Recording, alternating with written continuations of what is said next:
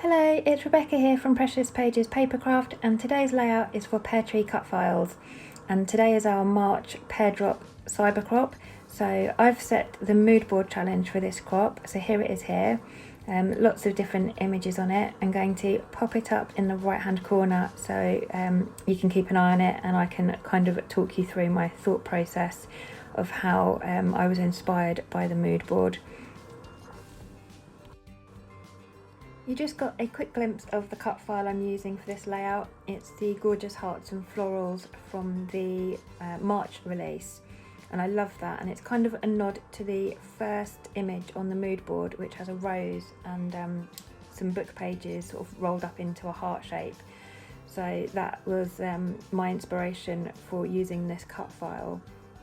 And I want to have some mixed media behind it, so I'm using a textured white basil cardstock, and I have applied a coat of clear gesso to this before filming and let it air dry.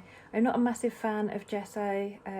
I don't like how it warps my pages, and I quite often don't like the effect of my mixed media if I use gesso. But because I wasn't quite sure how this background was going to go, I wanted to have the option, if it went wrong, to be able to soak as much of it up as possible. So the gesso helps with that. And I've used a brusho, which is kind of like a granule in a little pot there. It's violet, so it's a nice purple colour. And I've just tipped some of those granules out onto the page and spritzed it with water, and you saw how it kind of dispersed over the page. And I'm letting that air dry as much as possible so that I don't lose that bold colour. And this is a Nuvo Mica Mist spray. I'm just adding that in, just some drops there, some splatters for a bit of shimmer, but it wasn't really showing up, so I didn't go too mad with that. So I've torn some bits of pattern paper there from one of the Bloom Street pattern papers, but I really wasn't sure on them. Didn't know if the colours were too kind of pastel and faded or not. So you will see I bring those in and out a few times trying to decide if to use them or not. And onto my cut file. So I've backed my hearts with, or the bigger hearts, with vellum, and that was kind of a nod to the second image in the Moodboard. So it's sort of a cup of coffee, some cake and some flowers, but the window in the background has got loads of raindrops on it, and it's quite kind of misted, and that reminded me of vellum. So I've backed the hearts with vellum there. And my colour scheme for the layout has come from the image just to the centre of the Moodboard of the yellow and purple flowers. I really loved that colour combination, so that's where my colour inspiration came from. So I've just painted the centre of the flowers of my cut file with, I've got yellow distress ink in mustard seed, and I've mixed it in with a tiny bit of a Lindy's Starburst spray to add a bit of shimmer. And for now I've just done the centre of the flowers and used my finger just to kind of smudge the paint out and kind of fade it out as you get further out towards the petals. So as you can see, I've now got a different strip of patterned paper across the top of my layout. I really wanted to have torn strips of patterned papers because there's an image, the middle row of the Moodboard on the right there is of some kind of cement or whatever you call it, and it's got exposed brick wall behind it. But the way the image is really reminded me of torn paper edges from patterned papers. So I've got the diagonal brick covered with the diagonal kind of design of my layout, but I really was reminded of patterned papers being torn, but I just could not find a paper in my stash or online anywhere that really went with the layout. So that was my thought process, but it just wasn't coming together, so I ditched the patterned paper strips in the end. So back to my colour scheme and that image on the Moodboard of those gorgeous flowers. I've got the Bloom Street floral ephemera pack. I had to hunt high and low for this and managed to get one from a lovely lady on one of the scrapbooking Facebook groups. Kindly sent this to me to make this layout work, because without this pack I don't think I could have finished this layout. I didn't have any purple or yellow ephemera really. It just seems to be a weird colour scheme that nobody seems to go with. So I've got these florals. I've also got one of the pattern papers from the Bloom Street collection that I'm just fussy cutting some of those purple hummingbirds from. And I'm going to add those to my layout as well. And some green leaves as well, because there is some green in the mood board with that image with the purple and yellow flowers. That's also got some green in it as well. So that's really my colour scheme, is just purple, yellow, green and white, and try not to bring too many more colours in. This Bloom Street ephemera pack, it was the closest thing I could find to what I was looking for, but once I received it, I realised the colours weren't quite right. That brusho is quite bold and dark purple on my background, and these were quite a pastel shade of purple. So I'm just using the brusho and my finger just to smudge some of that paint onto the florals there. And I've done the same with the yellow flowers, just to add a bit more depth to them, a bit of shading, and it's also given them a bit of shimmer because that was a Lindy's Starburst I've used on that. I've got my photo here of my little boy. We were up at Waddesdon Manor recently for some daily exercise, and they had some gorgeous flowers out in bloom. They've got all the snowdrops almost coming to an end, but they've had all their daffodils and narcissi are out, and also their bluebells were starting to come up, and purple crocus. So that's why I wanted to do this colour scheme, because the photos in the background are all yellow and purple. So off camera, I've had a bit of a change with my photo. I found a chipboard frame in my stash that I've backed a slightly larger version of the photo with, that I'm going to use instead of the 3x4. And my sequins also just arrived in the post, so that was handy. So I'm going to create 3 small sequin shakers on this cut file using the 3 smaller hearts. So I'm backing them with some clear acetate. Then I'm going to add some craft foam behind that to kind of create a wall for the sequins to sit in, and then I'm going to back that with more vellum so you can still see through. I've skipped through that because it does take me a while. I'm not very good with sequin shaker pockets, they're usually disastrous, so I skipped through that bit. That's what I've done there. I've also added some thin strips of white craft foam behind the hearts of the cut file, so that I can raise that up off of my background and add a bit of dimension to the layout. And I'm using glossy accents to stick this down because I've got that mixed media and gesso on my background, so I want to make sure that sticks. Now this frame had quite a bit of orange on it along with the purple, and I didn't really want to bring orange into the layout, so I'm just using some white gesso, smearing that on with my finger to cover the orangey sections. And then I'm going to come in with my purple brusho again and just paint that a bit more of a darker purple shade.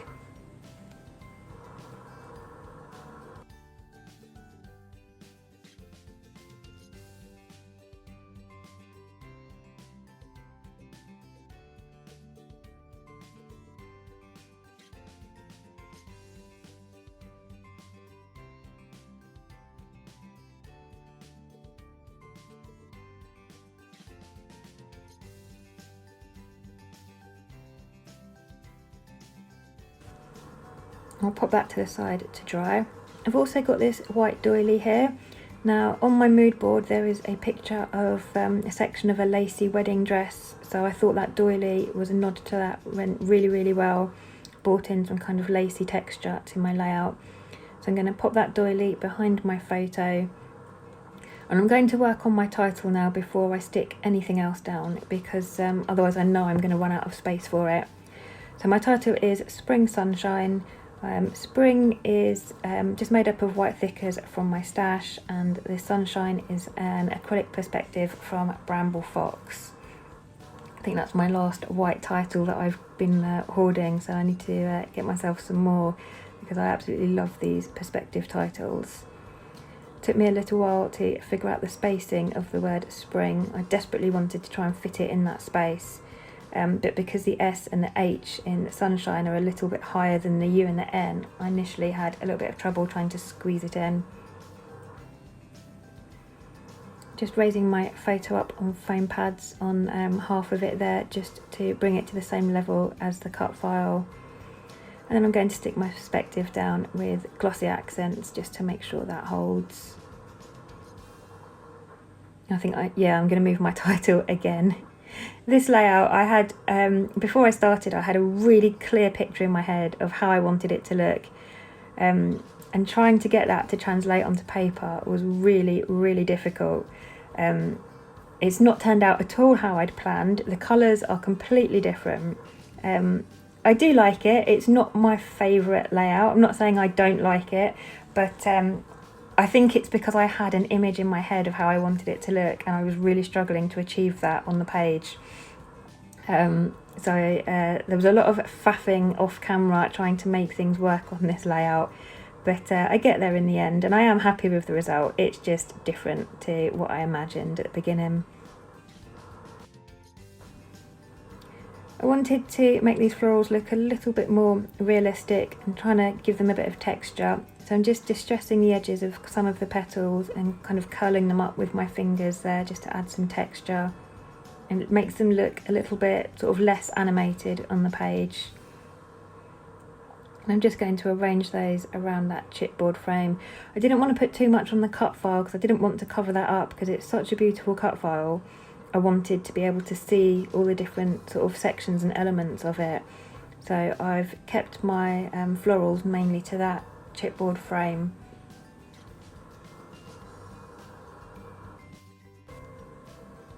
And I've got a couple of butterflies here that I've fussy cut from a patterned paper from Cocoa Vanilla Studio. I think it's the Happiness collection from a couple of years ago.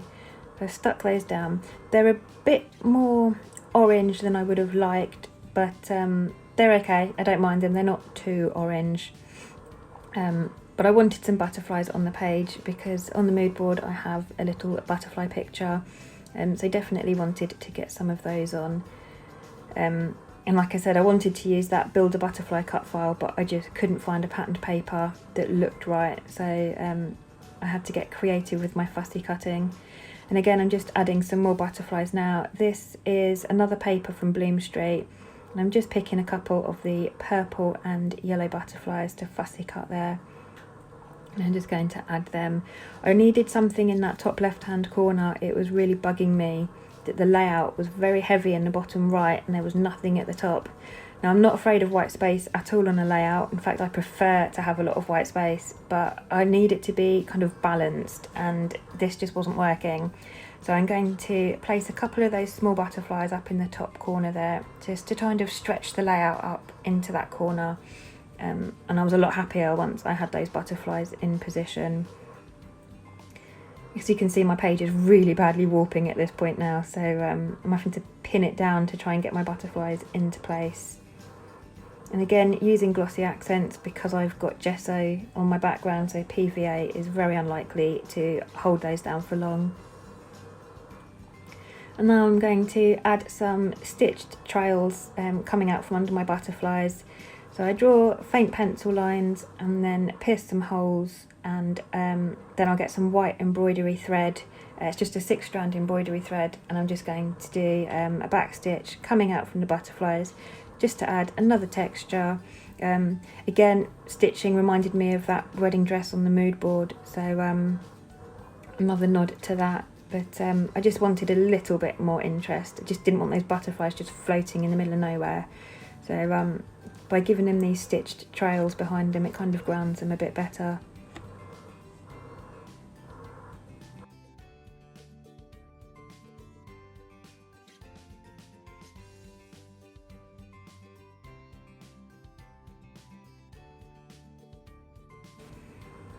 So once that stitching's finished, I think I took a bit of a break, and I've come back in now and just trying to get everything stuck into place and finish the layout off. So I'm not sure where I've gone here. Maybe my little boy woke up. Oh, I'm back. I'd gone to my basket just to grab some stickers. So I've got a purple flare here that looked a bit boring as it was. I needed to jazz it up somehow. So I've got a sticker there that says beautiful, and I've stuck a yellow heart underneath it. And I'm just going to position that at the bottom of my photo cluster there. I need to add a little bit of foam behind the flare just to bring it level with the page and give me sort of something to make contact with the glue. And it's just a case of a few finishing touches now. I had another flare here that had a yellow flower on, but it was more like a resin flare. It was kind of domed and it was just a bit too big to tuck in anywhere. So that didn't make it. And then at this point I decided I wanted a bit more yellow on my cut file, and I've decided I'm going to paint the rest of the petals yellow as well, so that all the flowers are yellow. And then I thought, well, while I'm here I might as well paint the leaves. So once I've finished the flowers, I'll skip through it there for you. I'm going to paint those leaves in the cut files green, and these are both Lindy's Starburst sprays, so they're lovely and shimmery, and it brings in a lovely shimmery texture to that layout. Just adding a tiny bit of the paint and just using my finger to kind of spread it around, because my cut file stuck down. I don't want that paint getting on the background underneath the file. And then just adding a few of the green splatters to bring in a bit more green.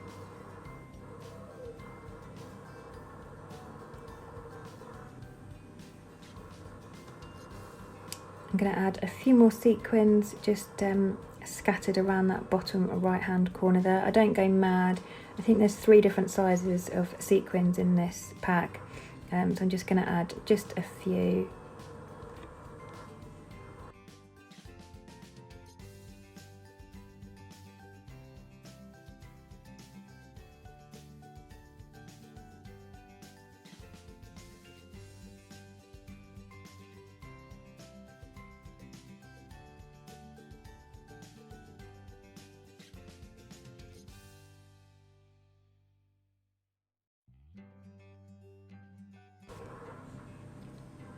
And then finishing touch, I'm just going to add a few drops of Nouveaus. So I've got purple and yellow here, and just going to add a few around the outside of my layout. And I think that is me done. I'm certain I don't add anything else. We'll see. No, that's it, finished. So thank you very much for joining me today. If you'd like to take part in the pear drop crop, please head over to the Peartree Cutfiles Facebook group and send a join request, and you can join in this weekend. We have a crop the last Saturday of every month. So yeah, it's great fun, so please do head over if you're not already in the group. But I'll leave you with the close-ups for now, and thanks again for joining.